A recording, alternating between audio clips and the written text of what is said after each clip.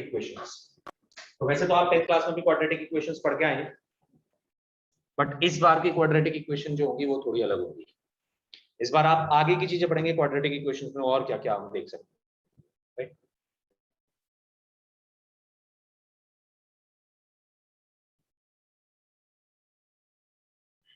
Okay,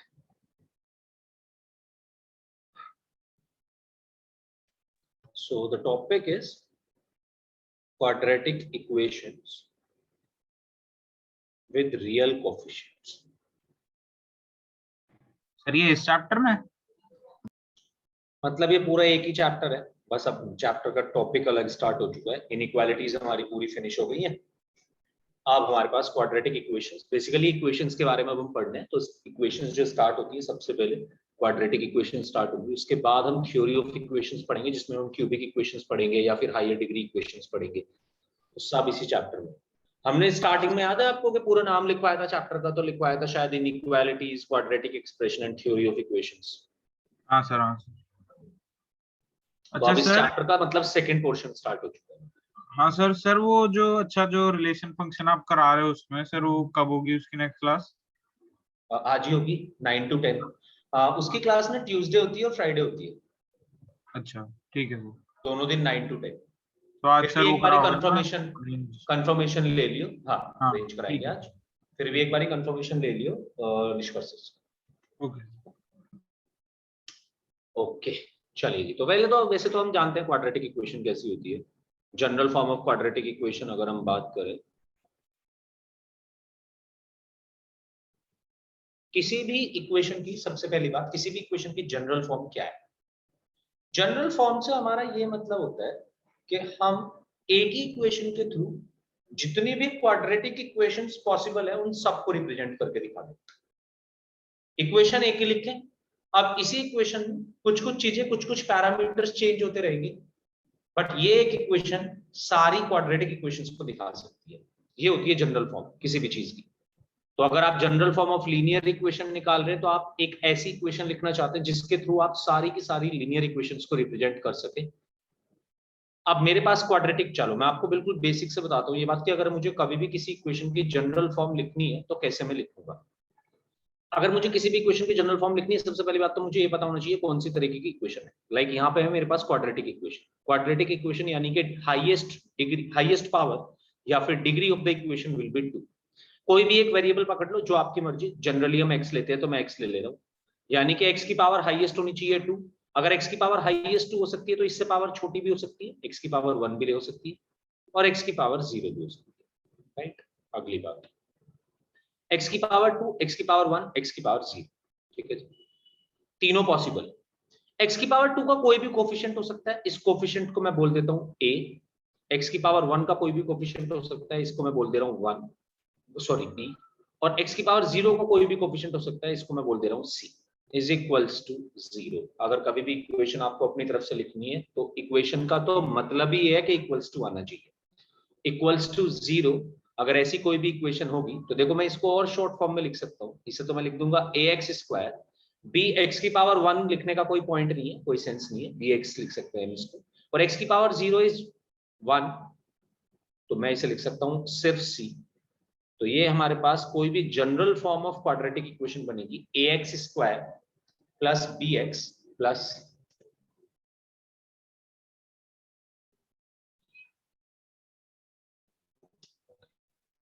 a square bx plus c is equals to 0। ये हमारे पास कोई भी general form of quadratic equation आएगी। नाउ इसके बारे में हमें क्या क्या पता है? अगर आप किसी भी क्वाड्रेटिक इक्वेशन को रिप्रेजेंट करना चाहते हैं तो आप हमेशा उसको इसकी फॉर्म में रिप्रेजेंट कर सकते हैं, बस आपके लिए एबीसी चेंज होते रहेंगे। This ABC are known as unknowns and x is variable. साथ साथ एक और छोटी सी बात कि ये a कभी भी 0 के बराबर नहीं होगा, क्योंकि अगर a 0 के बराबर हुआ तो ये इक्वेशन क्वाड्रेटिक बचेगी नहीं। आप जैसे ही a को 0 रखेंगे तो 0 into x square will be 0, ये बच जाएगा bx प्लस c। अब bx प्लस c एक लीनियर इक्वेशन होगी, ना कि एक क्वाड्रेटिक इक्वेशन होगी। तो इसलिए बाय द वे a को we call it as leading coefficient, we call a as leading coefficient. हमेशा किसी भी इक्वेशन में लीडिंग कोफिशिएंट वो कोफिशिएंट होता है जो हाईएस्ट पावर का कोफिशिएंट होगा, राइट। लाइक यहाँ पे अगर फॉर एग्जांपल मैं आपको एक एग्जांपल देता हूँ इसका ही। फॉर एग्जांपल अगर आप बोलते हैं, आपने क्वाड्रेटिक इक्वेशन लिखी, the quadratic equation is 2x square plus 3x plus 4 is equals to 0, तो आप इसको कंपेयर करेंगे ऊपर वाली इक्वेशन से। a की वैल्यू आ गई यहाँ पे 2 because a was coefficient of x square, b की वैल्यू आ गई 3 because b was coefficient of x, and c की वैल्यू आ गई 4 because c was constant term, हम इसको ये भी बोल सकते हैं, राइट। नाउ सी, आपको मैं एक डिफरेंस और बताना चाहता हूं, मुझे नहीं पता अभी तक मैंने बताया कि नहीं बताया, बट मैं फिर से एक्सप्लेन कर देता हूं इस बात को कि how would we differentiate two things. How would we differentiate, first of all Roshni की ऑडियो क्यों करेंगे, एक सेकंड।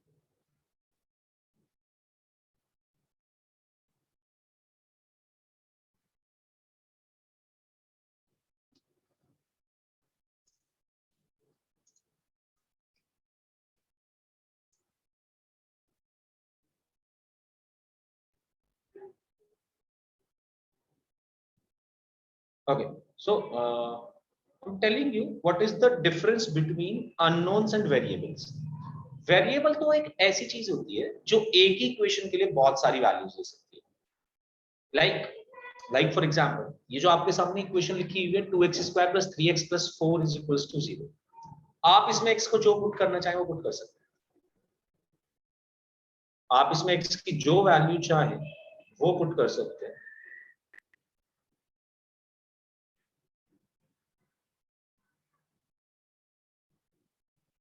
ओके, आप इसमें x की जो वैल्यू चाहे वो पुट कर सकते हैं, लाइक सपोज 1 2 3 4 5 जो आपको पुट करनी है, जो आपकी मर्जी।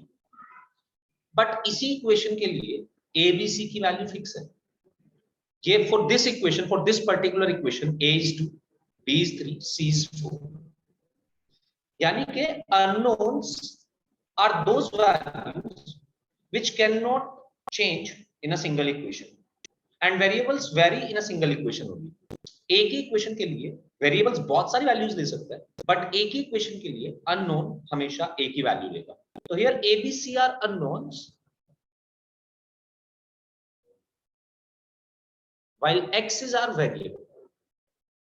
जब भी हम अलजेब्रा की बात कर रहे होंगे, अभी हम अलजेब्रा ही पढ़ रहे हैं मेजरली, हमेशा हम अलजेब्रा में ये ध्यान रखेंगे क्या क्या अननोन्स और क्या क्या वेरिएबल्स।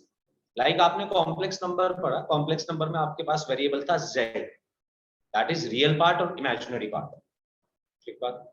वैसे ही हमारे पास जब हम क्वाड्रेटिक इक्वेशन में आएंगे तो a b c तो होंगे अननोन्स, पता नहीं है पर किसी पर्टिकुलर इक्वेशन के लिए पता चल जाएगा, ऐसी भी कोई दिक्कत नहीं। और x होगा वेरिएबल, यानी कि ये तो लगातार चेंज होना ही होना है।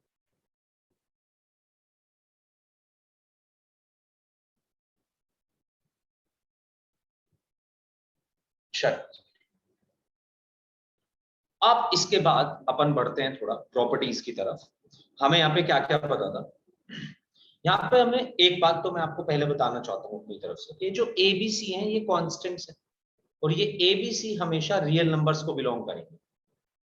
कोई भी रियल नंबर हम ABC की जगह रख सकते हैं तो एक क्वाड्रेटिक इक्वेशन बनेगी। a की वैल्यू बस 0 नहीं रख सकते। और हमें क्या पता था, हमें पता था हम इसको क्वाड्रेटिक फॉर्मूला से सॉल्व कर सकते हैं। Quadratic formula was the best method to solve a quadratic equation.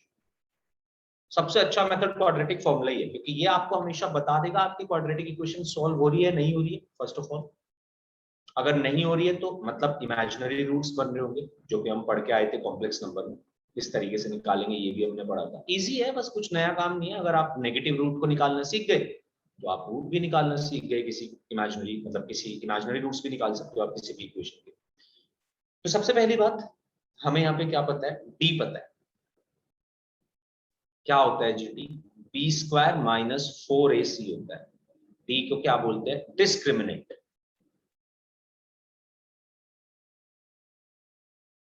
D is discriminant. और x की वैल्यू हम कैसे निकालेंगे, यानी कि अपना रूट कैसे निकालेंगे, रूट निकालेंगे minus B plus minus root D divided by 2। अगर t होगा ग्रेटर देन 0 तो रूट्स होंगे रियल एंड डिस्टिंक्ट, यानी कि रियल रूट्स आएंगे क्योंकि रियल नंबर बनेगा ये जब d पॉजिटिव होगा। तो हमारे पास रूट ऑफ d कैलकुलेट करा जा सकता है, यानी कि √4, √9, √7, √6 और अलग अलग रूट्स आएंगे क्योंकि एक बार प्लस हो रही होगी ये चीज और एक बार माइनस हो रही होगी ये चीज। फिर आएगा d इज इक्वल्स टू 0, जिस केस में हमारे पास रूट्स तो आएंगे रियल बट आएंगे इक्वल, क्योंकि रूट जो 2 आ रहे थे, रूट 2 आने का रीजन क्या था? रूट 2 आने का रीजन ये था कि एक बार हम प्लस रूट डी लेते थे, एक बार हम माइनस रूट डी लेते थे, राइट। बट हम यहाँ पे अगर देखते हैं तो अगर हम डी को 0 पुट कर दें तो प्लस 0 रखें या माइनस 0 रखें कोई इफेक्ट नहीं डालेगा, दोनों बार रूट्स -b/2a से निकल जाएंगे सीधा अगर आपका d 0 है। और तीसरी कंडीशन अगर d है लेस देन 0, अगर d है less than 0 in that case the roots will be no real roots, या तो मैं से बोल दिया कॉम्प्लेक्स या कॉम्प्लेक्स रूट्स। अब तो हम कॉम्प्लेक्स नंबर पढ़ चुके हैं, इसके बोल सकते हैं these will be complex roots। Note करते चले जाओ फटाफट।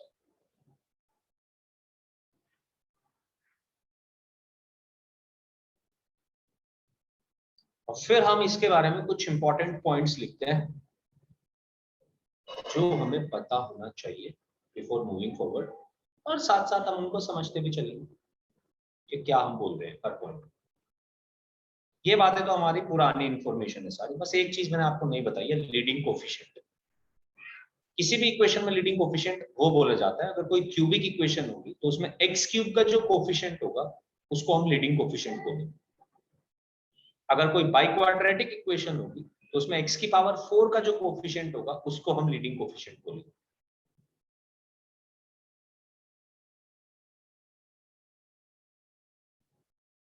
हाँ जी, कोई बच्चा है इसने नहीं लिखा अभी तक तो वो रेज कर सकता है।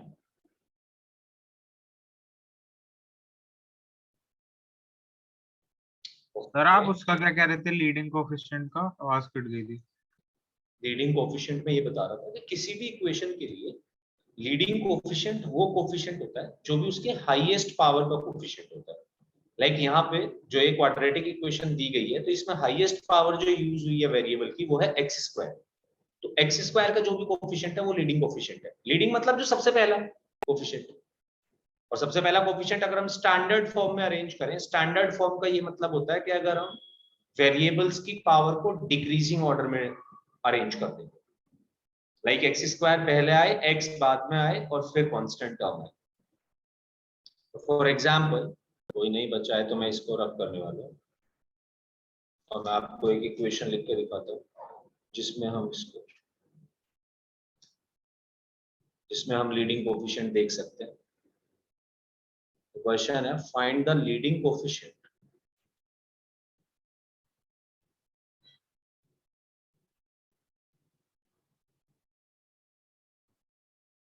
in 2x² plus 3x³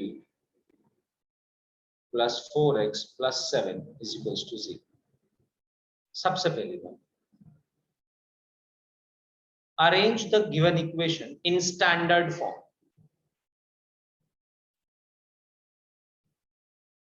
now what is standard form? क्या आप सबसे पहले सबसे बड़ी पावर लिखिए वेरिएबल की, मैं लिख भी रहा हूं स्टैंडर्ड फॉर्म को साइड में, डिक्रीजिंग पावर्स ऑफ वेरिएबल।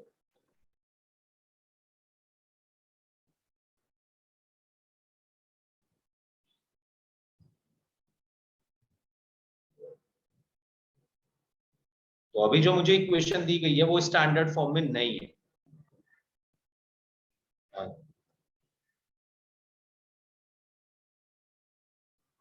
अभी जो मेरे को इक्वेशन दी गई है वो स्टैंडर्ड फॉर्म में नहीं है, तो मैं इसे स्टैंडर्ड फॉर्म में लिख लेता हूँ सबसे पहले तो, यानी कि सबसे पहले आना चाहिए। पहले तो सबसे पहले मैंने देखा इक्वेशन को, ऑब्जर्व करा, ऑब्जर्व करने में मेरे को पता चला कि x³ आ रहा है। x³ सबसे बड़ी पावर है यहाँ पे वेरिएबल की, यानी कि मुझे इसे लिखना चाहिए 3x³ plus 2x² plus 4x plus 7 is equals to 0। ये ऊपर वाली जो आपकी इक्वेशन दी गई है उसकी स्टैंडर्ड फॉर्म।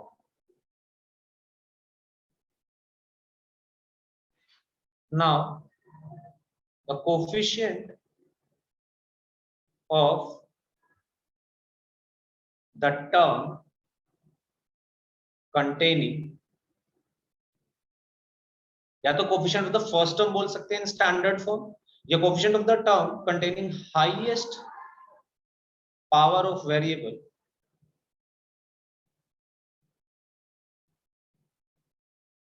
या तो आप ऐसे बोल दो कि वो कोफिशिएंट हम निकालना चाहते हैं जो भी हाईएस्ट पावर ऑफ वेरिएबल के साथ आ रहा है, या फिर ऐसे बोल दो coefficient of first term in standard form.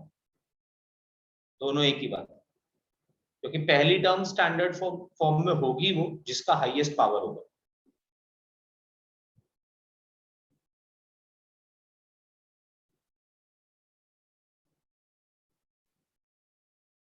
Is known as leading coefficient. तो यहां पे क्या होना चाहिए लीडिंग कोफिशिएंट? 3।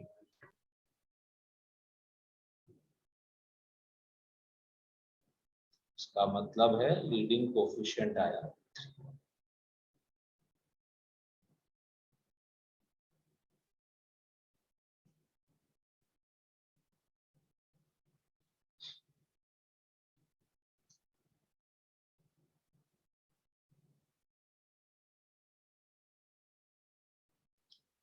हम दो रूट्स को अपने अल्फा और बीटा से जनरली रिप्रेजेंट कर देते हैं किसी क्वाड्रेटिक इक्वेशंस में, किसी भी क्वाड्रेटिक इक्वेशन के लिए।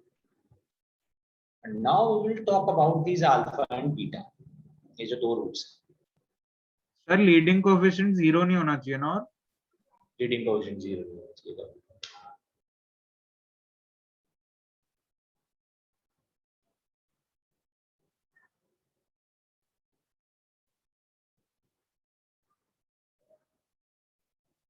इसके बाद लिखिए the nature of the roots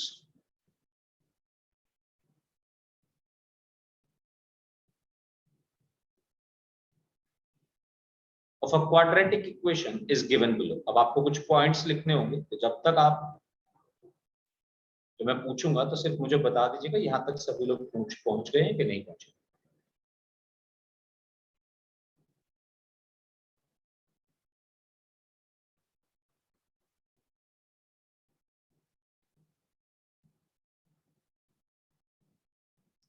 The nature of the roots of a quadratic equation is given below.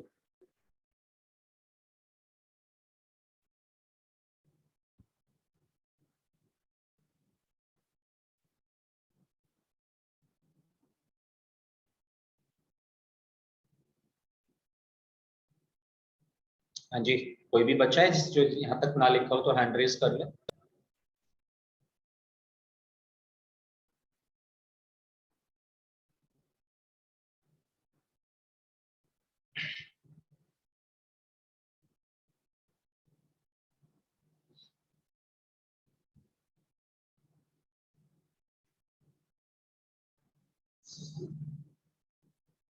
ठीक है, लिखिए फर्स्ट एरो या फर्स्ट पॉइंट जैसे भी आप लिखते हैं वैसे। तो पहली चीज, पहला पॉइंट हमारा फर्स्ट एरो। अब देखिए, पहले मेरी बात को सुनते जाइएगा, समझते जाइएगा, उसके बाद हम आगे बढ़ेंगे। अगर कोई क्वाड्रेटिक इक्वेशन के अगर किसी क्वाड्रेटिक इक्वेशन के आपसे ये बोला गया, आप पहले मेरे को एक बात बताओ कि क्वाड्रेटिक इक्वेशन के मैक्सिमम रूट्स कितने हो सकते हैं? 2, right? Maximum roots of a quadratic equation can be 2। अब अगर मान लो उसने बोल दिया हमसे कि भैया इसके रूट्स 2 से ज्यादा है, उसने हमसे बोल दिया एक क्वाड्रेटिक इक्वेशन के लिए इसके रूट्स 2 से ज्यादा है, हमें पता है 2 से ज्यादा इसके रूट्स हो नहीं सकते, राइट? तो पता है उसके 2 से ज्यादा रूट का क्या मतलब है कि जो आपने जनरल क्वाड्रेटिक इक्वेशन लिखी थी, लिखना तभी समझो उसको, तो कहूंगा मैं डिक्टेट करूंगा ax² + bx + c = 0 में अगर इसके 2 से ज्यादा रूट्स आ रहे हैं तो वो तभी पॉसिबल है जब a, b और c यानी कि तीनों कोफिशिएंट ही खुद में 0 हो जाए, राइट।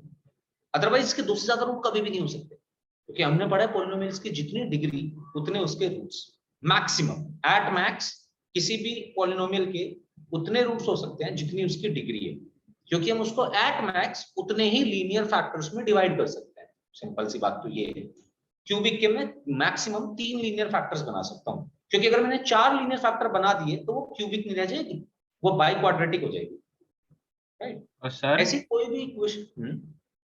सर वैसे जो आपने अभी बोला कि 3 रूट में तभी होगा जब 0 हो जाएंगे, तो मतलब पूरी एक्सप्रेशन 0 ही हो गई, तो पूरी सर एक्सप्रेशन फिर 0 तो हो गई। फिर तो सर क्वाड्रेटिक रहे ही नहीं।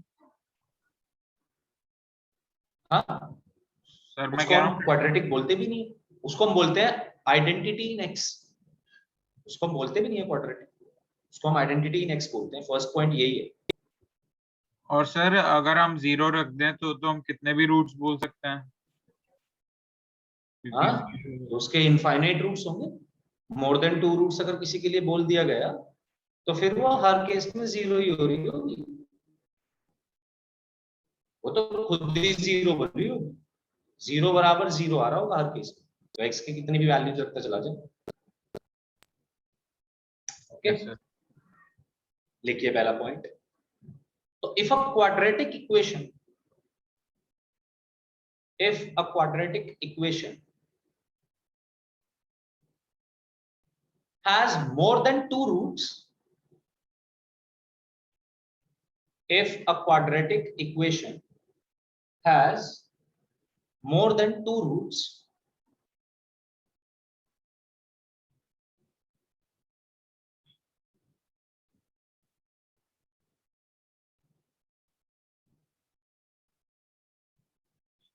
if a quadratic equation has more than 2 roots, then it is called, then it is called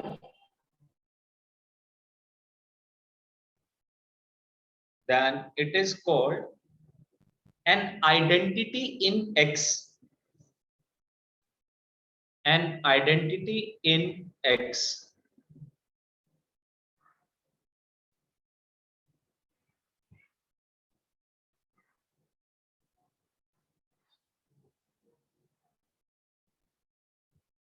And then it is called an identity in X that is, and मतलब that is A is equals to B is equals to C is equals to 0। ये तभी possible है जब हमारे तीनों coefficient ही 0 हो जाए। Sir identity क्यों बोला? आइडेंटिटी इसलिए बोला कि हर सिचुएशन में ट्रू है, एक्स की कोई भी वैल्यू रखेंगे तो ट्रू आ जाएगी। Okay sir. A is equals to B is equals to C is equals to 0। Now second point, तो पहला पॉइंट, और ये कोई बहुत इंपॉर्टेंट बात नहीं है ऐसा, बट आपको एक आध क्वेश्चन पूछा जा सकता है कि आपको एक इक्वेशन दे दी जाएगी जिसमें कुछ के वे की वैल्यूज निकलवा रहे होंगे, अभी मैं कराऊंगा इसका क्वेश्चन। तो आपको एक इक्वेशन दे देंगे और बोलेंगे इसके 3 रूट्स हैं, ऐसे कुछ बोल देंगे, या 4 रूट्स हैं। तो आपको ये समझ जाना है कि ये आइडेंटिटी इन एक्स दी हुई है, यानी कि हमें सारे कोएफिशिएंट को 0 से इक्वेट करना है, फिर आप वहां से कुछ वैल्यू निकालेंगे। हम इसको और डिटेल में समझेंगे जब हम एक क्वेश्चन करेंगे, तो उससे हमें और अच्छे से ये बात समझ आएगी। Now second point, if a is equals to 1, अच्छा कहीं पे भी अगर किसी का छूट जाए मेरे को बता दीजिए, ठीक है, मैं रिपीट कर दूंगा। Second point, if a is equals to 1, मैं इसको रब करने जा रहा हूं, किसी का बचा है तो मुझे इन्फॉर्म करें।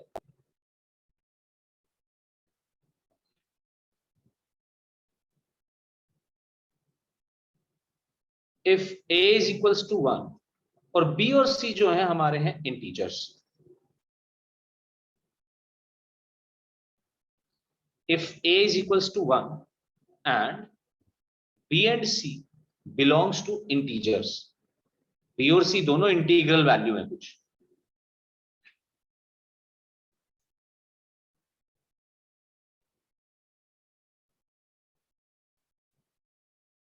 और एक और condition, if a is equals to 1 and b and c दोनों इंटीजर्स हैं, दोनों हमारे जो वैल्यूज हैं इंटीजर्स हैं, and the roots of the equation are rational.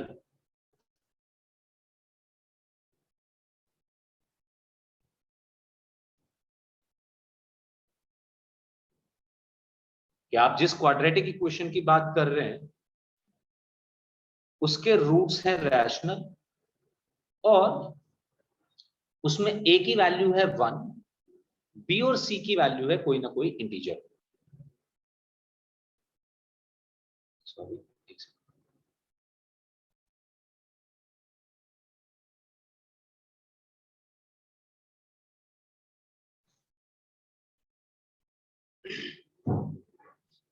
if a is equals to 1 and b and c belongs to integers and the roots of quadratic equations are rational,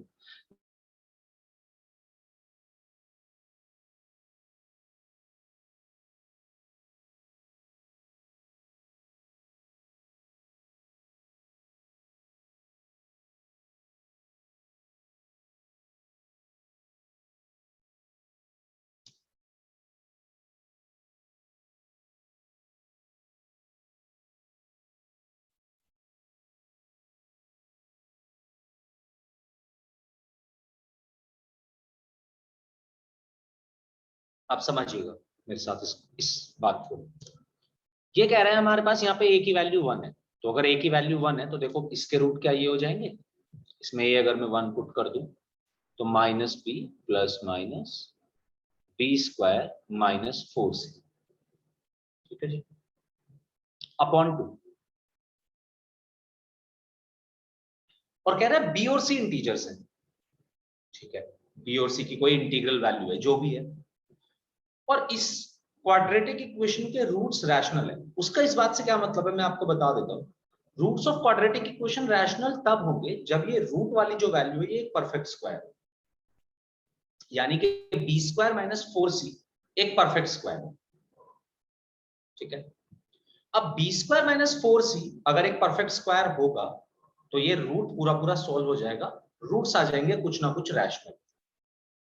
अगर roots इसके rational आ गए तो वो roots पक्की बात है integers होंगे। अब इसका प्रूफ मैं आपको करके दिखाता हूँ, थोड़ा सा लंबा है प्रूफ। सर एक चीज पूछनी थी वैसे, सर रैशनल होने के लिए जरूरी थोड़ी है परफेक्ट स्क्वायर हो?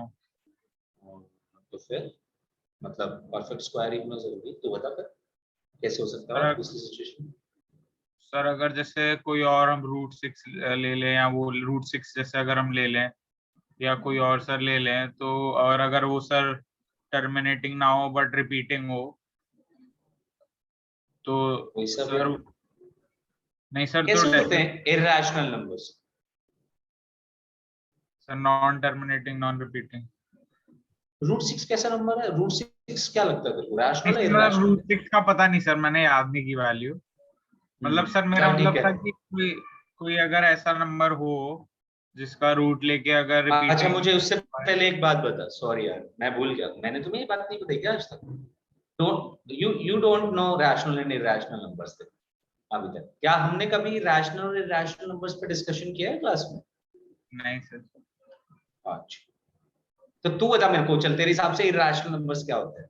10th वाले डेफिनेशन बताएगा तू मेरे को, non terminating non repeating numbers irrational होते हैं, जैसे रूट 3 रूट 5 तो वगैरह। तू तो पहचान ही पाएगा कभी भी इरैशनल नंबर्स को, तो बच्चों वाले डेफिनेशन आती है अभी बस इरैशनल नंबर्स की। सर तो वही पढ़ाया अभी।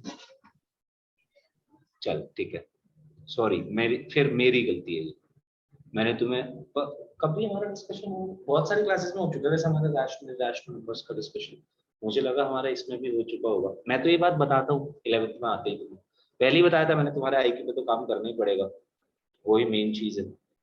चल अच्छा मुझे ये बता, तो तूने प्रूव करा था root 5 is an irrational number? हाँ सर। चल ठीक है। सर बट याद नहीं कैसे किया था।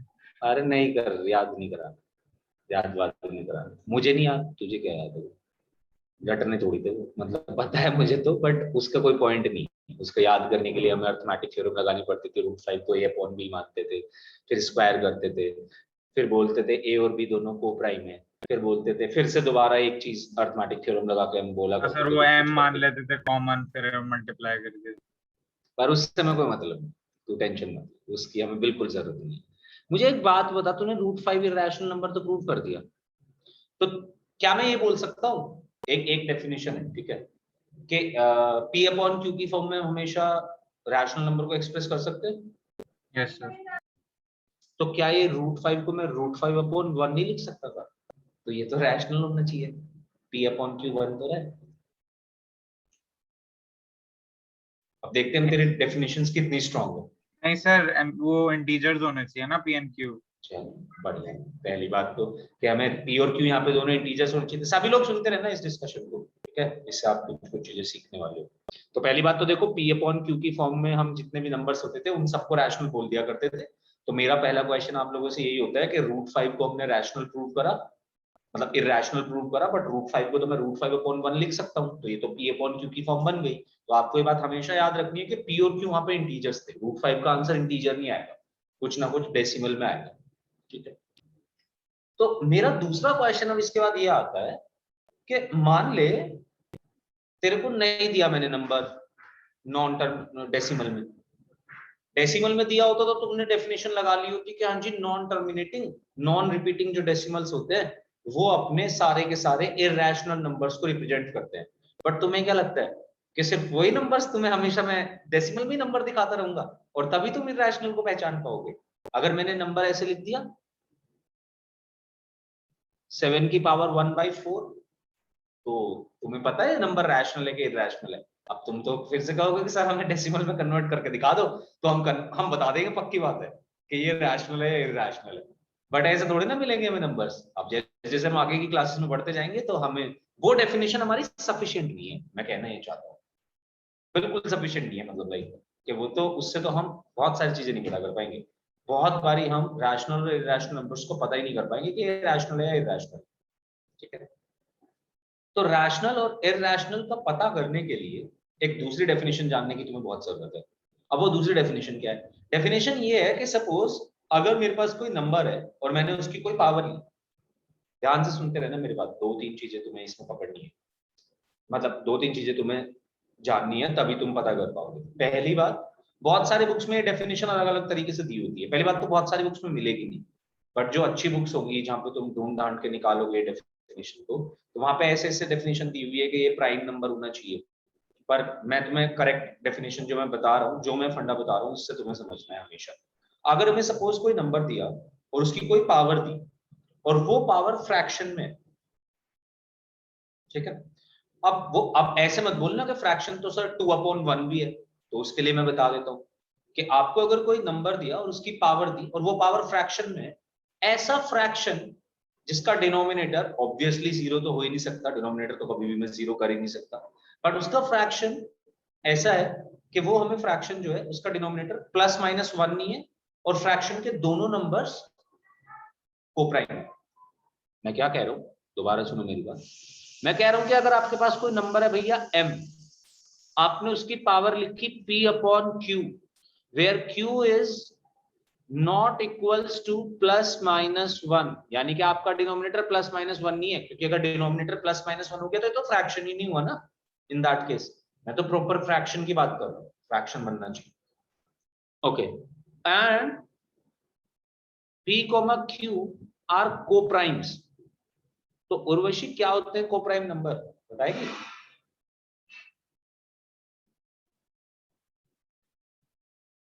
अरे गलत जवाब दे दे, कोई दिक्कत नहीं। सर जो प्राइम नहीं होते। जो प्राइम नहीं होते।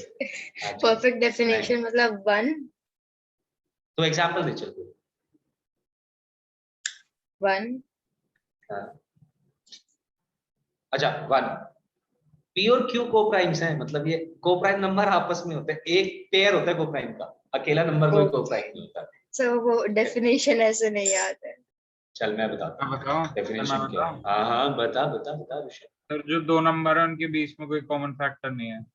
जिनका हाईएस्ट कॉमन फैक्टर 1 हो, ये समझ ले, HCF जिन दोनों नंबर्स का 1 है, तो एक ऐसा पेयर कोप्राइम नंबर बोला जा सकता है, एक ऐसा पेयर कोप्राइम बोला जा सकता है जिसका हाईएस्ट कॉमन फैक्टर 1 हो। यानी कि इस बात से तो कोई लेना देना नहीं है, बेशक इसमें प्राइम आ रहा हो, पर इसका प्राइम से कोई लेना देना नहीं है, मैं बता दूंगा।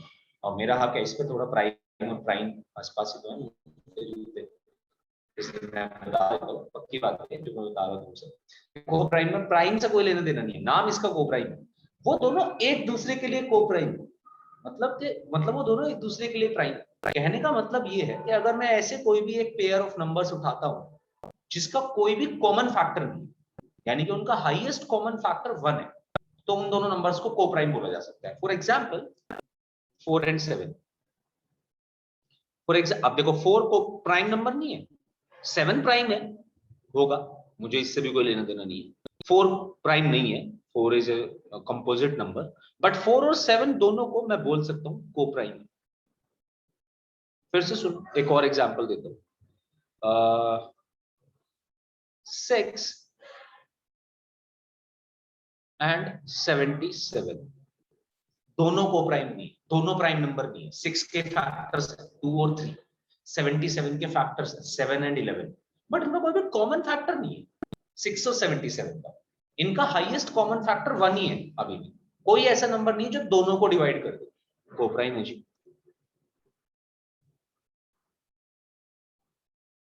मतलब अगर आपको कभी भी फ्रैक्शन, अब इसका मैं एक रिजल्ट भी बताता हूं, पहले तो ये बताओ क्या ये क्लियर है, कोप्राइम नंबर्स पहचान लोगे? Yes sir. अक्षत पहचान लेगा कोप्राइम नंबर्स? Yes sir. ठीक है, अगर हम कोप्राइम, चल तो मेरे को पहले ये चेक करके बताओ, आराध्या मेरे को ये चेक करके बता कि क्या ये दोनों नंबर्स कोप्राइम है? नहीं, नॉट 11।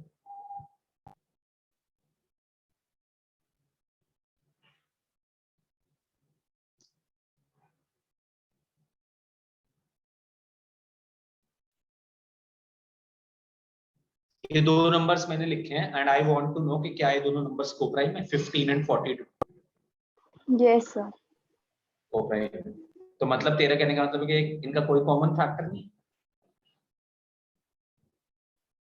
नो सर, 3 होगा, कोप्राइम नहीं है। कोप्राइम, ठीक है, ओके कूल।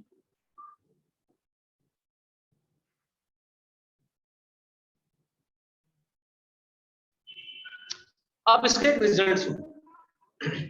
ये हम जो कोप्राइम यूज कर रहे हैं, ये इसलिए कर रहे हैं क्योंकि मैं इस फ्रैक्शन को P अपॉन Q को इसकी सिंपलेस्ट फॉर्म में लाना चाहता हूं। मतलब मैं ये कह रहा हूं कि देखिए भाई, आप ये मजाक मत करिएगा मेरे साथ कि आपने 3/9 लिख दिया। 3/9 मत लिखो, 3/9 कोप्राइम नहीं है, 3/9 को 1/3 लिखो। तो मैं कोप्राइम जो इन्हें बोलना चाह रहा हूं वो इसलिए बोलना चाह रहा हूं कि जब आप इसको इसकी सिंपलेस्ट फॉर्म में लिखेंगे, मोस्ट सिंप्लीफाइड फॉर्म में लिखेंगे, तो ये Q की वैल्यू ±1 ना आने पाए। नहीं तो आप कहोगे मुझसे थोड़ी देर बाद उठ के कि सर 9/3 भी तो फ्रैक्शन है।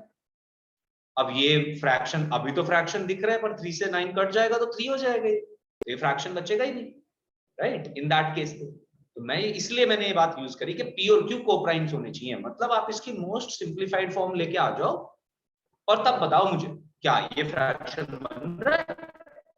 फ्रैक्शन बन रहा है तो बहुत बढ़िया बात है। अब इससे आगे की बात सुनो।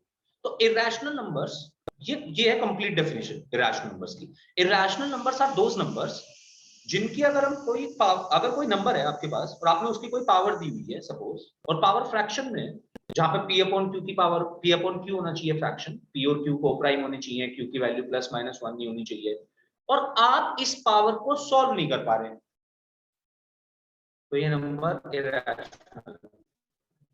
लाइक 7 की पावर 1/4, 7 की पावर 1/4। मेरे साथ सुनो पूरी बात, कैसे मैं चेक करूंगा इरैशनल नंबर। मैंने देखा 7 दिया हुआ है, कोई मतलब नहीं, पावर 1/4 दी हुई है, अच्छा फ्रैक्शन में तो है power 1/4 is a fraction, power नीचे Q की वैल्यू, और ये बिल्कुल सिंप्लीफाइड फ्रैक्शन है, 1/4 को मैं कुछ नहीं कर सकता और छोटा। अब अगली चीज में सोचूंगा, क्या मैं 7 की पावर 1/4 को सॉल्व कर सकता हूँ?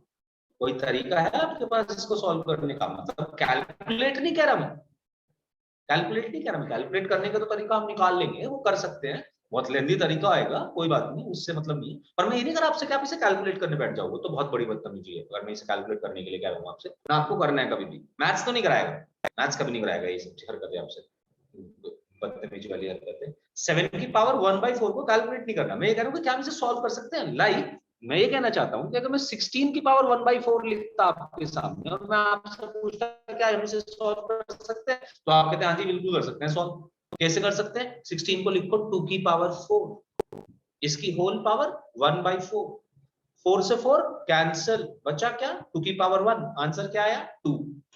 16 की पावर 1/4 को सॉल्व करा जा सकता है आराम से, आंसर आ गया 2। वहीं पे 7 की पावर 1/4 को नहीं करा जा सकता सॉल्व। 7 की पावर 1/4 अपने आप में खुद में जो सिंप्लीफाइड फॉर्म इसकी बन सकती है, जो छोटे से छोटा इसको बना सकता था, वो बनी हुई है ऑलरेडी। तो 7 की पावर 1/4 को मैं आगे सॉल्व नहीं कर सकता। अगर मैं आगे सॉल्व नहीं कर सकता तो बस मैं इतनी चीज देखूंगा कि क्या इसकी नंबर की पावर फ्रैक्शन में बची हुई है, जी बची हुई है, 1/4 दी हुई है, ये एक इररेशनल नंबर है। सर अगर 1/2 होती तो बताओ मेरे को ये बात, मैंने तो सारी बातें बता दी तुझे, इतनी इंफॉर्मेशन जानने की जरूरत है। अगर 7 की पावर 1/2 होती तो ये क्या हमारा जो भी हमने क्राइटेरिया लिया है क्या उसमें फिट बैठ रहा है? एक नंबर उसकी पावर अगर फ्रैक्शन में बच गई, हम सॉल्व नहीं कर पा रहे, तो वो इररेशनल है। क्या 7 की पावर 1/2 को तू सॉल्व कर सकता है? मतलब पावर को फ्रैक्शन से हटा सकता है इसकी? मुझे ये बता दो। नहीं सर। नहीं हटा सकते, तो वो इररेशनल नंबर है बिल्कुल। अब एग्जांपल देखते हैं, चलो इस चीज को पहले तो लिखना जैसे भी है, तुम m की पावर p अपॉन q या q is not equals to plus minus 1, ऐसे हैशटैग लगा लो, यहाँ पे लगाओ हैशटैग, इसको लिखना स्टार्ट करो। m की power p upon q where q is not equals to plus minus 1 and p upon p comma q are co-primes.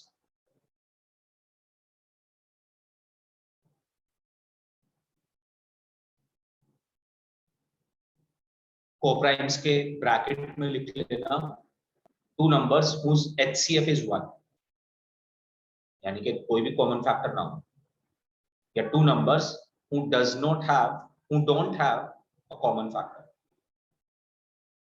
जैसे आपकी चॉइस, दोनों बातों का सेम ही मतलब।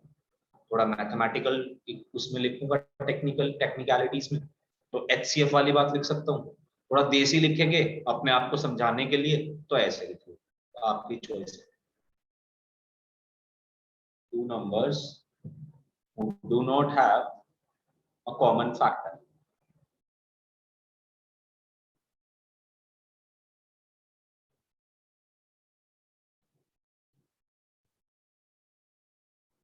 सर तो बाय दिस डेफिनेशन तो हर एक नंबर जो नॉन परफेक्ट स्क्वायर है वो इरेशनल हुआ, उसका रूट या कोई भी 1/4। तो हमने अभी क्या बोला था उससे थोड़ी देर पहले, हाँ जिस बात पे हंसी आई थी मुझे, हाँ सर, तो पता नहीं था ना सर। रैशनल वो तभी बन सकता है जब वो परफेक्ट स्क्वायर होगा, क्योंकि अदरवाइज उसकी पावर कभी रिमूव ही नहीं हो सकती, पावर हमेशा फ्रैक्शन में रहेगी, 1/2 1/2 1/2, तो रैशनली बनता रहेगा, इरैशनली बनता रहेगा, सॉरी रैशनली। हाँ जी लिख चुके हैं, where and p q are coprimes, coprimes के साथ ब्रैकेट के अंदर लिख लीजिए two numbers who do not have a common factor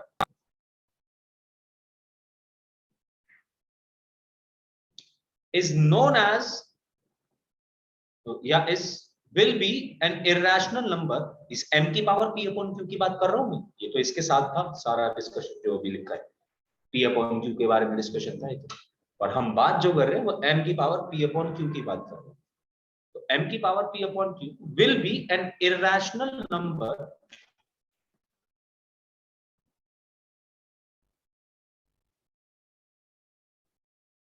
will be an irrational number if we cannot remove, if we cannot remove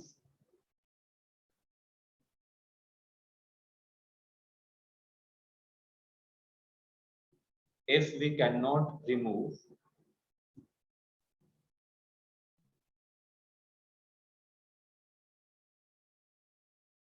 the denominator if we cannot remove the denominator of the power, if we cannot remove the denominator of the power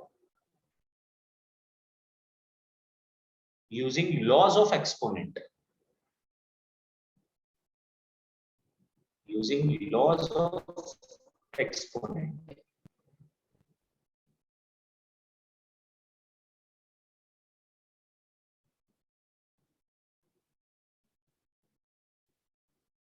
अगर आप किसी number की power fraction में दी हुई है और आप उस फ्रैक्शन का डिनोमिनेटर रिमूव नहीं कर पा रहे laws of exponent remove use करते हुए, तो आप उस नंबर को हमेशा इरैशनल नंबर बोलेंगे। अब आप पहचान के बताएंगे मेरे को कुछ इरैशनल नंबर है या रैशनल नंबर है, ठीक है?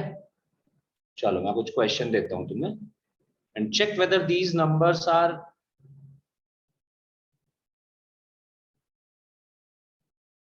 रैशनल्स और इरैशनल्स।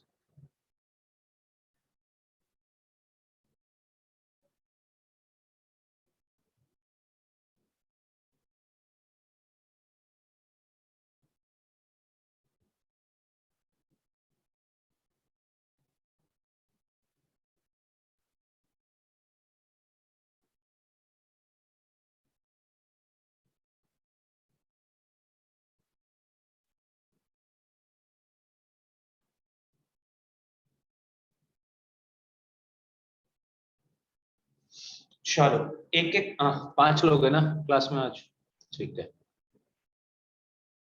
पांचों को एक एक आंसर देना है। मैं पूछता रहूंगा किससे जिससे मुझे पूछना है। तुम लोग अपने अपने आंसर निकाल लो, सॉल्व करना शुरू कर दो, पांचों क्वेश्चन सॉल्व कर लो।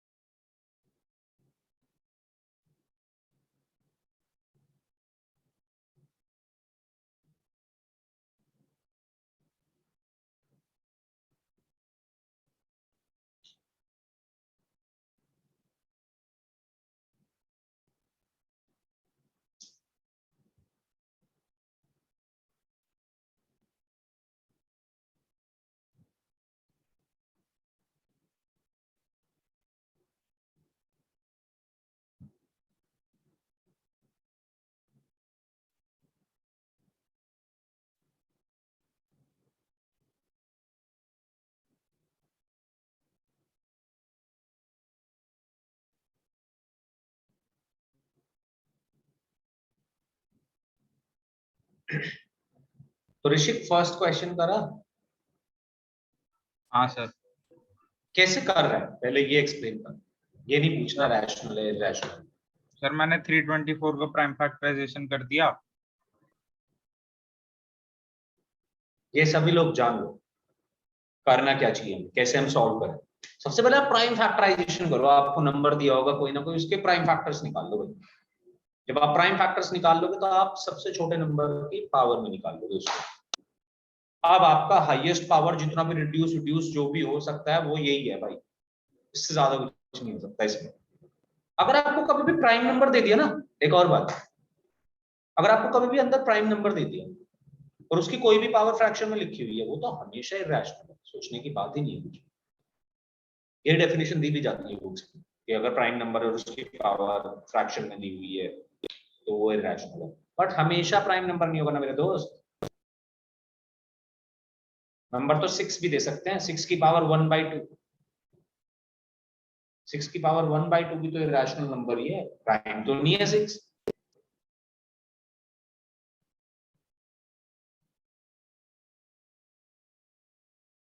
सर हो गए सारे सर, मतलब वैल्यूज नहीं निकाली बट आइडेंटिफाई कर लिया। जो रैशनल है ना तेरे हिसाब से उनकी वैल्यूज निकालना, जो तुझे लगता है ना कि रैशनल है उनकी वैल्यूज निकालनी है। रैशनल की तो निकाल ही नहीं सकते, देख सिंपल सी बात है। बट जो रैशनल है उनकी वैल्यूज निकाल सकते हैं अपन, उनकी मतलब सर वैल्यूज पावर के निकालनी फॉर्म में आंसर दे देना, क्योंकि कुछ की पावर्स काफी होगी। है। कुछ की नहीं, एक की पावर होगी काफी, मतलब और तो सब निकल ही जाएंगी, छोटी पावर्स होंगी। वैसे सारी निकल जाएंगी छोटी पावर से सारी, हाँ मतलब सर, उतनी मतलब बड़ी भी एक है नहीं। बस, एक है। हाँ सर सही कह रहे हो, एक है बस।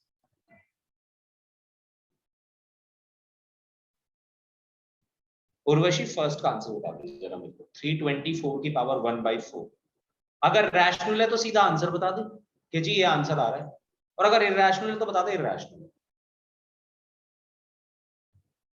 सर इसका तो 18 का स्क्वायर है ये। हाँ 18 का स्क्वायर है, बहुत बढ़िया, सही बात है। रैशनल है रैशनल है, मतलब इसका, हाँ सेकंड वाला का तो 3 की पावर 5। नहीं नहीं रुक जा रुक जा रुक जा, पहले तो फर्स्ट वाले से तो आगे बढ़े। अब तूने फर्स्ट का आंसर तो गलत दिया है, तो पहले फर्स्ट से आगे सर कैसे वो बढ़े उसका ये श्योर बता। नहीं थी, सेकंड से तो मैंने निकालने चालू कर दिए थे। तो ऐसे ही कर ना, क्यों टेंशन की क्या बात है, दिक्कत क्या है? ये आराध्या चली क्यों गई है क्वेश्चन के आंसर देते हुए? अच्छा 18 स्क्वायर की पावर 1/4 दी हुई है मेरे को, तो कोई बात नहीं, अगर जहां पे श्योर नहीं है वहीं तो मेरा काम है, अगर तुमसे पूछेगी नहीं तो बात ही नहीं बनेगी। 18 का स्क्वायर की पावर 1/4, तो मैं लॉज ऑफ एक्सपोनेंट लगाता हूँ इस पे, तो क्या मैं इसको ऐसे लिख 18 सकता का हूँ 18 स्क्वायर की, 1/2, तो ये रूट में आ जाएगा। तो क्या हम 18 की पावर 1/2 को सॉल्व कर सकते हैं? तो ये बता मुझे, क्या ये नहीं परफेक्ट स्क्वायर है 18? नहीं, क्या होना तो चाहिए? इरैशनल। इरैशनल होना चाहिए, टेंशन ही नहीं है कोई। सही करा तूने क्वेश्चन। 18 की पावर 1/2। अब मैं देखूंगा कि क्या मैं इसको और फर्दर सॉल्व कर सकता हूँ। फर्दर सॉल्व करने से मेरा मतलब कि क्या मैं 18 की पावर को 1/2, मतलब इसके भी कुछ आंसर आ सकता है क्या? नहीं आ सकता तो भाई छोड़ के चले जाएंगे। अब ये नहीं 18 की पावर 1/2 ही हो गया, इरैशनल नंबर है, ठीक है। अच्छा जी, सेकंड क्वेश्चन अक्षत बता दे जरा, क्या सर आना चाहिए, रैशनल 81 के? तो 3 टू द पावर 4 है, तो 4 कैंसिल हो जाएगा, तो रैशनल होगा। क्या बात है, तो आंसर 3 की पावर 5 बन जाएगा। जब रैशनल है तो आंसर बताना है अपन को, जैसे 3 की पावर 5 आ जाएगा 243, सॉल्व करेगा अगर तू, बट बिल्कुल सही आंसर दे, गुड। तो रोशनी थर्ड वाला क्या होगा?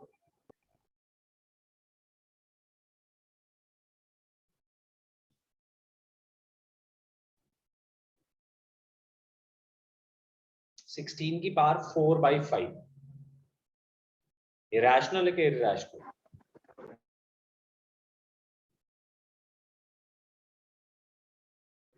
Sir rational. इरैशनल, इरैशनल आ रहा है, बिल्कुल करेक्ट है आंसर तेरा। बस मेरे को ये बता दे कि फाइनल आंसर क्या है जब तूने सॉल्व वॉल्व करा होगा, मतलब फाइनल आंसर से मेरा मतलब कि पावर क्या बनी?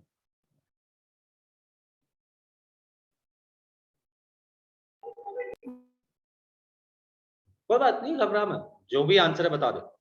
देख गलत देगी तो सीख के जाएगी, सही देगी तो शाबाशी मिलेगी, दोनों ही केस में लॉस नहीं कुछ।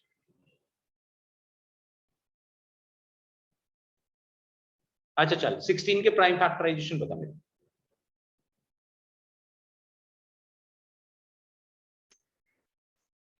सर 2 2 2। 4 2 की यस पावर सर। 4, तो अगर इसको मैं लिखूंगा 2 की पावर 4 और बाहर लिखूंगा 4/5, तो मैंने इसको चेक करा, मैं तुम्हें चेक करके भी दिखा रहा हूँ कैसे हमें चेक करना चाहिए। 16 की पावर 4/5 मेरे को निकालना था, मैंने 16 के प्राइम फैक्टराइजेशन निकाला किया, तो ये बना 2 की पावर 4 इंटू 4/5। ये मैं इसे इसे क्या मैं ऐसे लिख सकता हूँ 2 की पावर 16/5 बचे। Yes sir. अब देख 2 की पावर 16, 2 एक प्राइम नंबर है यस सर। और पावर फ्रैक्शन में, तो मैंने अभी बोला था कि अगर प्राइम नंबर है और पावर फ्रैक्शन में तो सोचने का ही नहीं है, सीधा आंसर है इरैशनल नंबर, क्योंकि इसे तो मैं नहीं सॉल्व कर सकता भाई, प्राइम नंबर्स को तो किसी की पावर में लिखा भी नहीं जा सकता, इसलिए सीधा सीधा इरैशनल नंबर। चल ऋषिक सबसे टफ क्वेश्चन बता दो। आराध्या इधर ही है ना तू, कहाँ है गायब?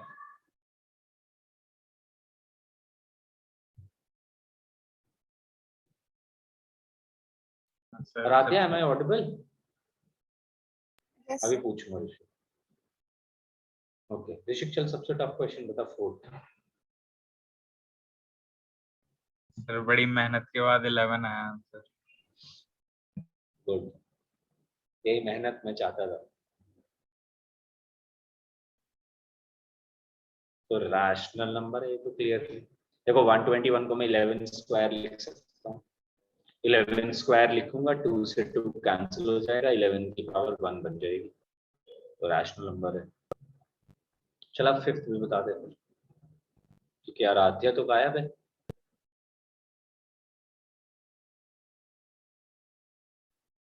सर फिफ्थ वाला तो 256 आएगा। तो फिफ्थ वाले में मैं 64 को लिख सकता हूँ। पहली बात तो देखो, दो तरीके से मैं इसको सॉल्व कर सकता हूँ। पावर दी गई है मेरे को 8/6, इस पावर 8/6 को मैं पावर 4/3 भी लिख सकता हूँ, और सिंप्लीफाई कर सकते हैं एक तरीका। तो मैं इसी को क्वेश्चन को सॉल्व करते हुए 64 को लिख सकता हूँ 2 की power 6, 2 into 2 into 2 into 2 into 2, या 4 क्यूब, दोनों लिख सकता हूँ। और इसे मैं लिख सकता हूँ पावर 8/6 को पावर 4/3, क्योंकि अभी ये सिंप्लीफाइड फॉर्म नहीं दी गई है मेरे को। मैंने दोनों को 2 से डिवाइड करा, 4/3 बना।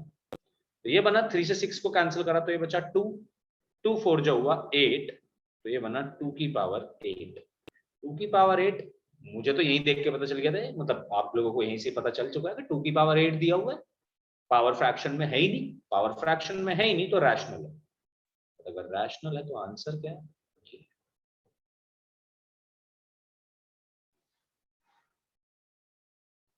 हाँ जी, रैशनल इरैशनल की बात क्लियर हुई अब? Yes sir.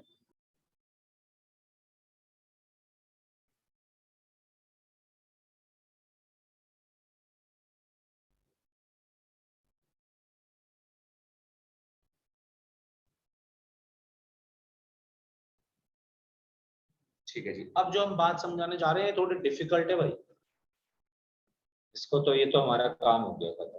बस हम आपको यही बताना चाहते थे, आज के बाद आपने रैशनल इरैशनल में नहीं फंसना भाई कभी। रैशनल नंबर्स तो यही नंबर, आगे आगे जब हम बढ़ेंगे तो हमारे सामने रैशनल नंबर्स यही होते हैं एक्चुअली इनका। और ये इसलिए है, मतलब अब ऋषिक तूने पूछा नहीं क्वेश्चन कि सर ऐसा क्यों हो गया, सर m की पावर p अपॉन क्यों अगर पावर फ्रैक्शन में बच गई तो ये इरैशनल कैसे हो गई? हाँ सर, मैंने सोचा सर, मैंने कैलकुलेट करने की कोशिश भी की सर। वो अगर हम कैलकुलेट भी करेंगे तो फ्रैक्शन में आएगा, वो नेवर एंडिंग है, तो डिनोमिनेटर में अगर उसको हम करेंगे भी तो होगा नहीं ढंग से। ऐसे देख के √2 को अगर हम सॉल्व करते हैं और तूने स्क्वायर रूट वाला मेथड सीखा होगा तो वो 1.414 के बाद वो आगे 1.414 बढ़ता आता चला है। जाएगा, वो चलता यस। चला जाएगा, वो कभी सॉल्व ही नहीं होगा, वो कभी सॉल्व नहीं होगा, ना कभी रिपीट हो रहा होगा। तो उससे एक आइडिया ले सकता है बस। अब ऐसे तो नहीं मैं तेरे को हर नंबर को जाके एक्सप्लेन कर दूंगा कि पावर 1/4 निकालेंगे, तो पहली बात तो पावर 1/4 निकालने का तरीका नहीं है हमारे पास, पहली प्रॉब्लम। तो उसको निकालने निकालते के लिए मैं कैसे हैं वैसे? दो बार रूट निकालना पड़ेगा। अच्छा। वैसे पावर 1/4 का क्या मतलब है?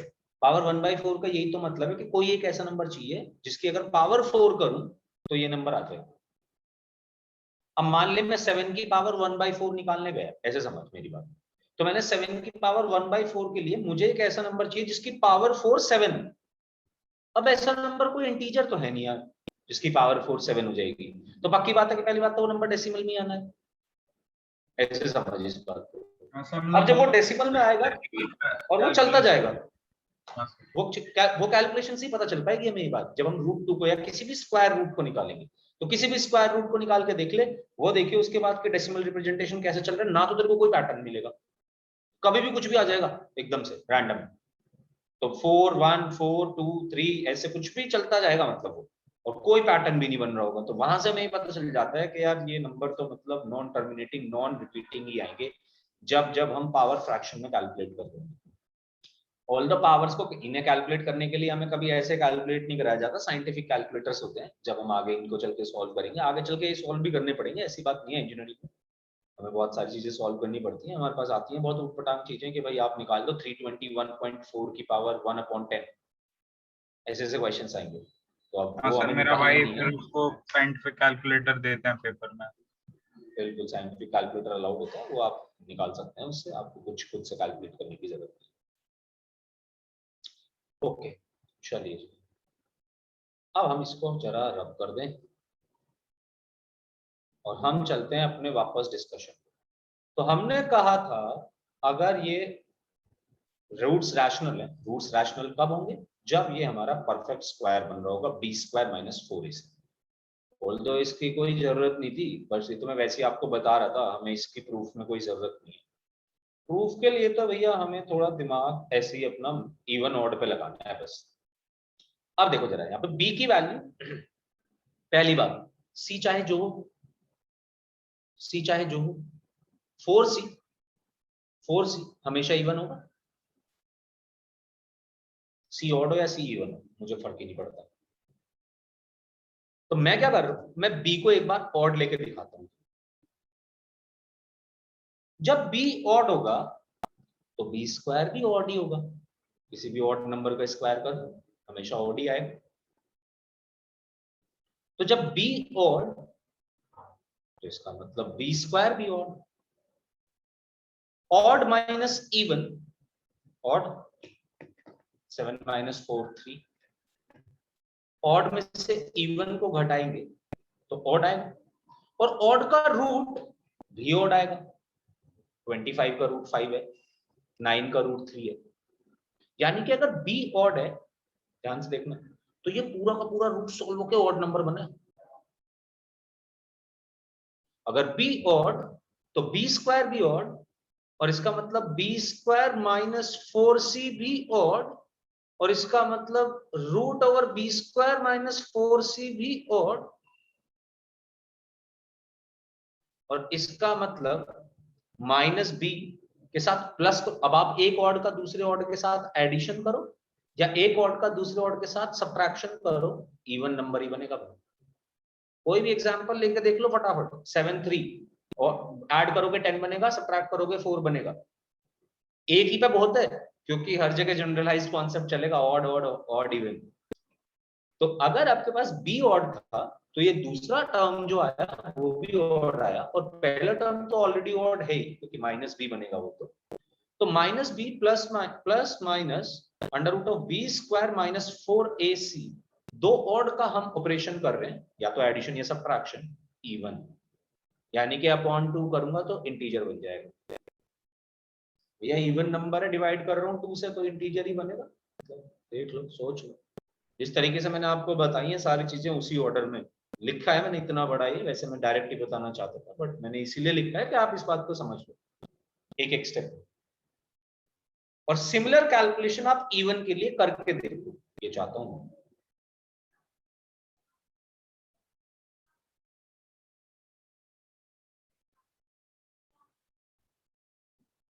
जब बी ऑड तो बी स्क्वायर ऑड, ऑड में से माइनस करा 4c यानी कि इवन, तो odd minus even is again odd, root of odd is again odd, और फिर एक ऑड नंबर के साथ ऐड या सब्ट्रैक्ट कर रहा हूं तो इवन आएगा।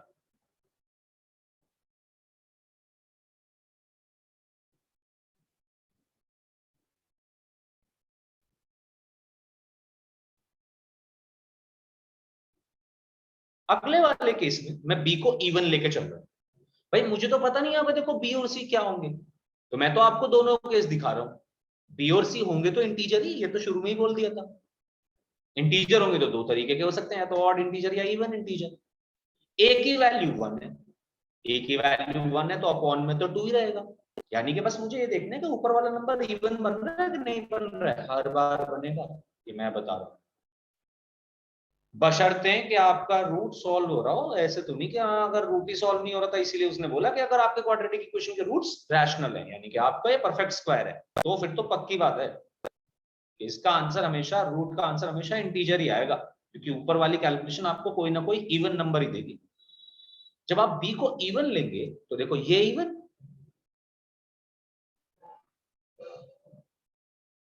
B square even, b square में से 4c यानी कि even minus even, even minus even is even again, root of even is even. एक इवन को दूसरे इवन के साथ ऐड करो या सब्ट्रैक्ट करो, फिर से even. When b is odd, sorry b is even, इसका मतलब minus B plus minus root over b square minus 4ac, ये तो 1 है। बी स्क्वायर माइनस 4c भी इवन होगा, अगेन डिविजिबल बाय 2।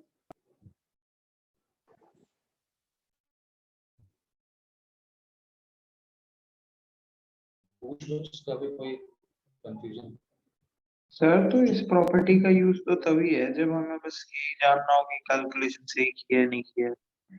अभी तो तुझे यूज का तुझे अभी आगे आगे चल के पता चलेगा, पहले प्रॉपर्टीज पढ़ ले। क्वेश्चंस आते हैं एनटीएससी में बहुत। तुझे पढ़ाया गया था कि नहीं पढ़ाया गया था क्वाड्रेटिक इक्वेशन? सर ऐसे नहीं देख पढ़ाया था मैंने पढ़ाया। सर, मैंने खुद ही पढ़ाया था ना सर, तो मैंने खुद ही की अच्छा थी तो उसका अच्छा पता ही नहीं अच्छा था। अच्छा, ओके। नहीं, बहुत सारे क्वेश्चंस होते हैं इन पे बेस्ड।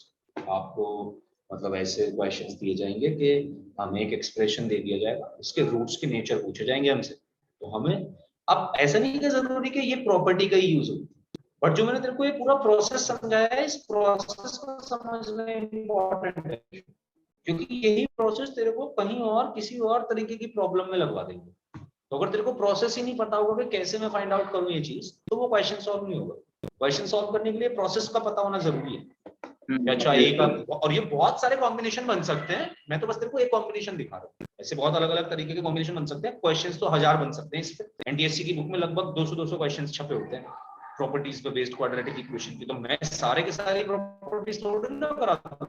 मतलब प्रॉपर्टीज नहीं, क्वेश्चंस ही होते हैं डिफरेंट डिफरेंट ले रहे हो बस वो उसके। तो मैं ऐसा तो है नहीं कि 200 क्वेश्चन की प्रॉपर्टीज 200 की 200 प्रॉपर्टीज छपवा दूं। मैं तो बस प्रोसेस सिखा सकता हूँ। मैथ्स में करना भी ये अपन को प्रोसेस सीखना, अप्रोच सही रखना है। अप्रोच सही रखेंगे तो क्वेश्चन के पास जाने की प्रोबेबिलिटी ज्यादा होगी। मैं नहीं कह रहा हो ही जाएगा, बट हाँ हम कम से कम इस लायक होंगे कि हम कर सकते हैं सॉल्व। हमने करी है इस तरीके की चीजें, थोड़ी मेहनत करेंगे तो कर भी लेंगे। तो इसका यूज जो है इस प्रोसेस का यूज है। ऐसा नहीं होता कि हमें डायरेक्टली कहीं कभी भी प्रॉपर्टीज पे ही क्वेश्चन आ गया, हो सकता है और आ भी जाए। Yes sir. सर मेरे 141 आए थे, मैंने कैलकुलेट किए थे 141 थे आंसर की और से। कितने पे बनी, आ गई क्या मेरिट कुछ? हाँ सर आ गई सर, मतलब मेरिट लिस्ट में तो नहीं था, मैंने आंसर की सी किए थे, कट ऑफ तो 160 कुछ थी। कोई बात नहीं, हार्ड लक। इस बार वो जो केवीपी 11th मैथ्स तो बहुत अच्छा करके आएगा, मतलब लाइक के मैथ्स अगर तू ये पढ़ रहा है सारी चीजें जो मैं बता रहा हूँ, और अगर तूने सही बुक खरीदी हुई है तो मैथ्स बहुत अच्छा हो सकता है। और मतलब लास्ट ईयर मेरी लास्ट ईयर मेरी एक स्टूडेंट थी, उसने मैथ्स में बहुत अच्छा स्कोर करा था, शायद मैंने तुझे बताया होगा। और उसका फिजिक्स केमिस्ट्री में उतना अच्छा स्कोर नहीं था, मतलब वो दूसरी जगह की स्टूडेंट थी यहाँ की, तो इसलिए उसका रह गया था। बट उसका मैथ्स अच्छा था, तेरा भी मैथ्स अच्छा है, तो ट्राई कर लियो, जितनी चीजें तूने पढ़ी है उनसे काम हो जाएगा। हाँ सर मैं बुक से कर रहा हूँ। सेट्स के सर मैंने नेक्स्ट काफी प्रॉपर्टी, कर लिए उसमें। सेट्स यार ज्यादा पूछा नहीं जाता। नहीं सर, मतलब मैं तो चैप्टर वाइज कर रहा हूँ ना सारे, अभी सर कॉम्प्लेक्स कर रहा था। हाँ मतलब सेट्स हमारा कंपटीशन के सिलेबस में बहुत ज्यादा नहीं होता है, आ जाता है एक आध क्वेश्चन, बट ऐसे ही होता है। ओके नेक्स्ट प्रॉपर्टी देखिए, अगर हमारे पास एबीसी रैशनल नंबर्स, अगर ये एबीसी जो आपके एबीसी पे बात चलेगी भाई, मैं हमेशा एबीसी हमारे लिए स्टैंडर्ड है। ए मतलब एक्स स्क्वायर का कोफिशिएंट, बी मतलब एक्स का कोफिशिएंट, सी मतलब कांस्टेंट है।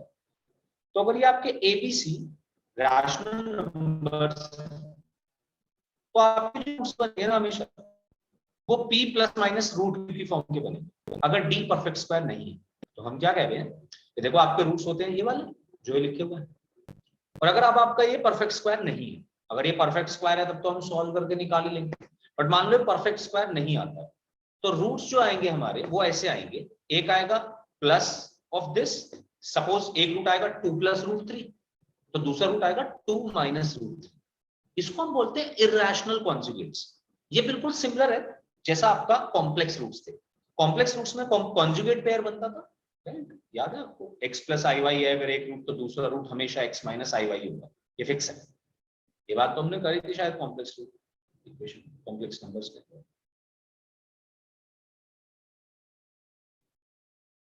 बताओ।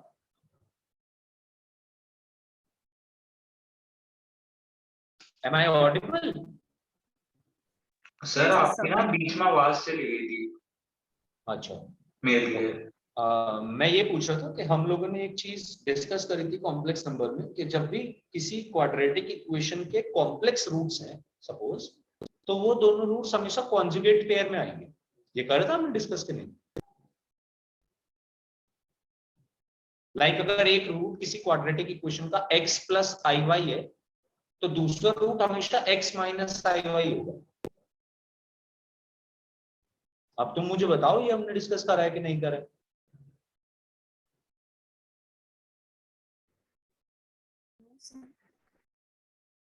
नो, आज ये कर रहा होगा यार, ऐसी बात नहीं होगी, पर चलो कोई बात नहीं, हम बता देते हैं तुम्हें दोबारा।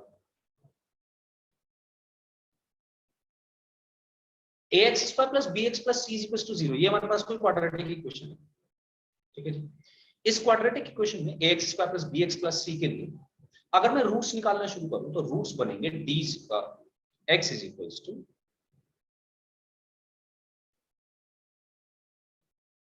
Minus b upon 2a plus minus root d upon 2a। ये value minus b upon 2a fix रहेगी, रूट d upon 2a value fix रहेगी। अब अगर मान लो ये d परफेक्ट स्क्वायर नहीं है, मतलब इस d की वैल्यू कुछ सपोज रूट 3 आ रही है या जो भी आ रही है, रूट 5 आ रही है, रूट 7 आ रही है, रूट 6 आ रही है, रूट 8 आ रही है, पर ये d कंप्लीटली सॉल्व नहीं हो पा रहा है, ये इरैशनल है, परफेक्ट स्क्वायर नहीं है ये, तो रूट d हमारा नहीं निकल पाएगा, रूट d कुछ ना कुछ इरैशनल नंबर आएगा। तो जो हमारे दोनों रूट्स होंगे ना वो बनेंगे, एक तो बनेगा माइनस बी अपॉन 2a की वैल्यू सपोज कुछ p आई सॉल्व करके, और इसकी वैल्यू सपोज कुछ सॉल्व करके q आई, तो एक रूट बन रहा होगा p प्लस q और एक रूट बन रहा होगा p माइनस q। अब ये q है इरैशनल नंबर और p होगा कोई ना कोई रैशनल नंबर, p का तो मतलब ही नहीं है इरैशनल होने का, इसलिए नहीं है क्योंकि पहले ही बताया हुआ है a b और c तीनों रैशनल है। हाँ, अगर b हमारा इरैशनल नंबर होता तब ये नहीं बनता, तब ये इरैशनल बन जाता, बट अगर a b c तीनों रैशनल नंबर्स हैं तो पहले वाली वैल्यू हमेशा रैशनल बनेगी, दूसरे वाली वैल्यू मे और मे भी रैशनल हो सकती है डिपेंडिंग ऑन d। अगर d मेरा बना परफेक्ट स्क्वायर तो ये बन जाएगा रैशनल, बट अगर d मेरा परफेक्ट स्क्वायर नहीं हुआ तो ये नंबर इरैशनल बनेगा, राइट। जब भी ये नंबर इरैशनल बनेगा, और मान लो मैंने आपको एक क्वाड्रेटिक इक्वेशन दी भैया, ये एक क्वाड्रेटिक इक्वेशन है, इसका एक रूट 2 प्लस रूट 3 है, तो फॉर श्योर उसका दूसरा रूट 2 माइनस रूट 3 होगा, 2 माइनस रूट 3, यानी कि सिर्फ इरैशनल वाले पार्ट का साइन चेंज हो जाएगा। आप यहां से देख सकते हो इस चीज को, अगर ये इरैशनल नंबर है तो ये रैशनल के साथ जुड़ेगा तो है नहीं, तो ये क्या कर रहा होगा, पर हाँ ये बात बतानी होगी उसको कि हाँ इसके सारे रूट्स, इसके सारे कोफिशिएंट रैशनल हैं, a b और c, तो यहाँ पे हम भी यही लिख रहे हैं। तो for ax square plus bx plus c is equal to 0, लिखो ऐसे इस पॉइंट को, for ax square plus bx plus c is equal to 0,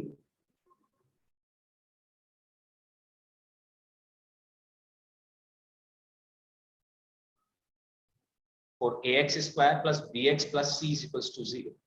If a, b and c, comma लगा दो या ऐसे ही लिखो, if a, b and c are rational, if a, b and c are rational and d is not a perfect square, and d is not a perfect square,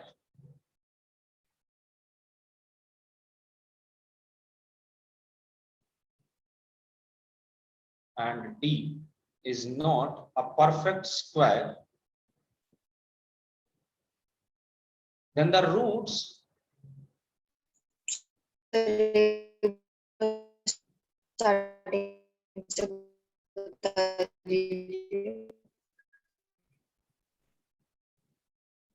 में, तुम्हारी voice crack हो रही है, मेरी भी हो रही है। सर एक बार स्टार्टिंग से बता दीजिए, मेरा तो ठीक नेट है, नहीं अच्छा तेरे नेट में प्रॉब्लम है या मेरे में प्रॉब्लम है? नहीं सर आपका सही है सर, मार लेते सर हैं। मेरे में अच्छा, प्रॉब्लम है, अच्छा, नेटवर्क अच्छा, अनस्टेबल। ठीक है ले। for ax square plus bx plus c is equals to 0, group में तेरी हेल्प कर देती, मेरे को बता दे तुझे, कोई दिक्कत वाली बात नहीं। सर ये वही है ना, z into mod वो z conjugate mod z square आ जाता है वैसे ही। मैं यही तो कह रहा था अभी थोड़ी देर पहले कि हमने इसको पढ़ा है। हाँ सर, वो सर आवाज कट गई थी ना सर। अच्छा सर, और ये मॉड्यूलस की वैल्यू भी ऐसी निकल सकती है इसमें भी जैसे उसमें निकलती थी? नहीं आई।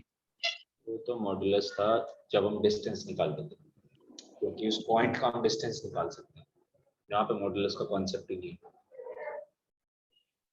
तब है जब ये मतलब इसके रूट्स अगर हमारे पास सपोज बनते हैं इमेजिनरी नंबर्स, तब हम देखेंगे उस चीज को।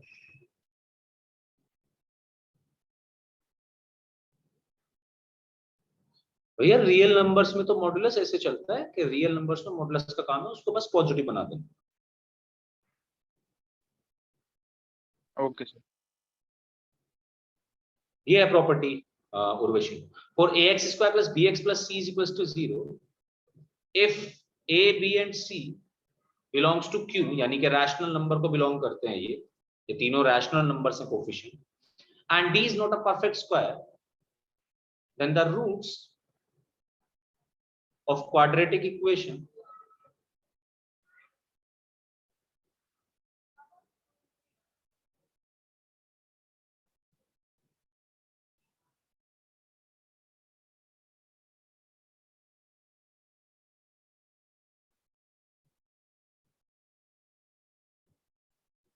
इसको हम बोल देते हैं irrational conjugates।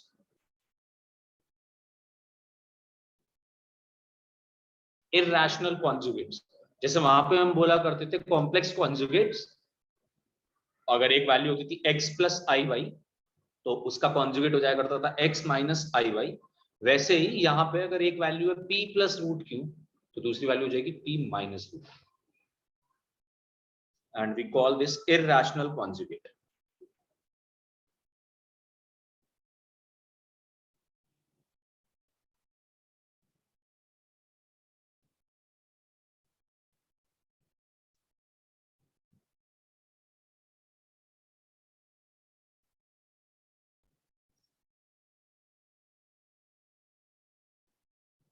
लास्ट प्रॉपर्टी इसी का एक्सटेंशन कि अगर ए बी सी भैया आपके रैशनल है एंड डी परफेक्ट स्क्वायर है, तब तो आंसर आपका हमेशा रूट्स का मतलब रैशनल नंबर ही आना।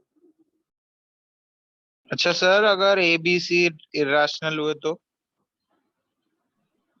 अगर ए बी सी इरेशनल हुए तब हम ऐसे डिफाइन नहीं कर सकते प्रॉपर्टीज को, फिर हमें इरेशनल तो कट भी सकते हैं आपस में, तो उसके बारे में तो हम कुछ नहीं बता सकते। फिर हमें सोचना पड़ेगा, थोड़ा उस पर दिमाग लगाना पड़ेगा, क्या कुछ ना कुछ रिलेशन दिया होगा उनके बीच में, तब हम सॉल्व करते हैं। ऐसे डायरेक्टली नहीं लिख पा सकते कोई भी बात।